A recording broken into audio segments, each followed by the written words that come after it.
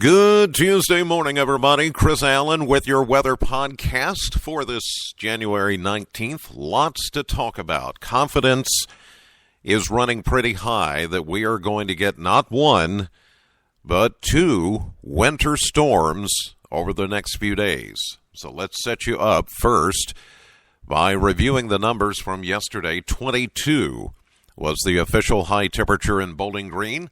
That happened around 3:30. 45 is where we should be on average. So we were 23 degrees below the average high. That's important. That's important because the last couple of days we have not been above freezing.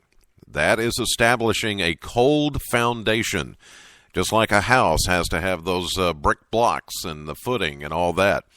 To build a house upon snow and winter weather needs a layer of cold air at the surface to establish a good winter storm, and that's what's happening. 10 was our low temperature. 26 is the average low temperature. So there again, we're about 16 degrees below average, well cold enough for whatever falls starting after midnight tonight and during the day tomorrow will be mainly in the form of snow. The first of two winter storms, one after the other, two hits coming as we get closer to this event. Now a winter storm watch has been affected or in effect, or will go into effect, I should say, late tonight and then all throughout the day Wednesday. Surrounding that winter storm watch is a winter weather advisory where you're looking at less in the way of snow, our heavy snow amounts, not really heavy snow, but I guess more of the accumulating snow, because some of you, especially closer to the Tennessee border, may see a mixed precipitation scenario tomorrow. Mostly snow, but you could find some periods of freezing drizzle or sleet mixed in with the snow, but primarily for us here in the immediate WBKO viewing area, it's going to be snow, and that is true again for Thursday into Friday. But I'll get to that in just a minute. Today should be a day to prepare. And yes, I know we all make jokes about it, but you need to make a store run today. This would be the day to get all the ingredients for French toast: bread, milk, and eggs. And the bread guys hate me when I do this, but I don't know why it is, but bread, milk, and eggs, everybody feels like you got to go to the store and you see the empty shelves of, where the bread is supposed to be. But if you need to make a store run, you're fine today. You're going to be fine all day today and even this evening. We're not expecting any precipitation to move in until after midnight, okay? So let's just get that out right now.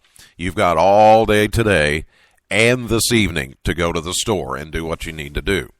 We're looking at precipitation to move in after midnight, so we're going to see we're actually going to start with some sunshine today, then increasing clouds, cold, a high of only 27. Again, we're not going to get above freezing.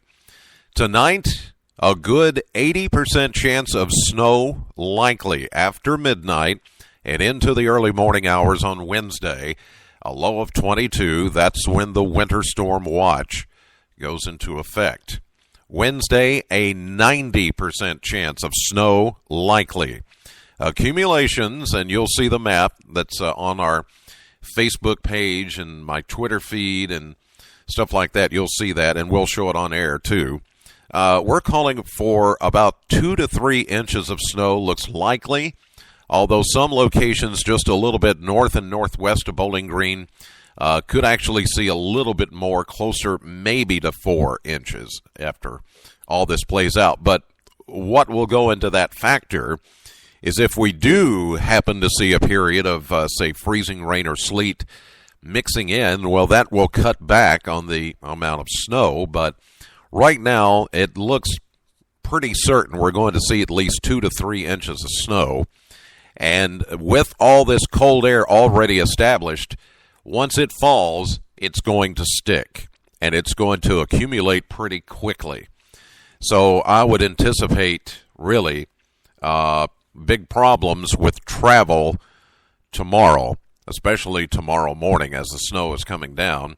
And I would probably say there won't be any school tomorrow on Wednesday, maybe even Thursday and Friday with that next storm coming in as well. But anyway, we're calling for a high of 35 on Wednesday with the snow, so closer to the Tennessee border, there could be that mix if we get just a few degrees warmer than that. Then it tapers off Wednesday night, and then here comes winter storm number 2. That will start Thursday afternoon after some clouds in the morning, and with a high of 37, that's when we could see a mixture of maybe freezing rain, sleet, and rain, and then over to all snow as we get into Thursday night and Friday. Friday, we're calling for an 80% chance of snow. So, and again, it will be another winter storm, and again, there will be accumulation, several inches of snow coming out of that system on Friday with a high of 36, and then Saturday morning, snow ending, then partly cloudy, 35, and everything will freeze up as we get down to 20 Saturday night. Sunday, we finally see some moderation here, partly sunny and 41.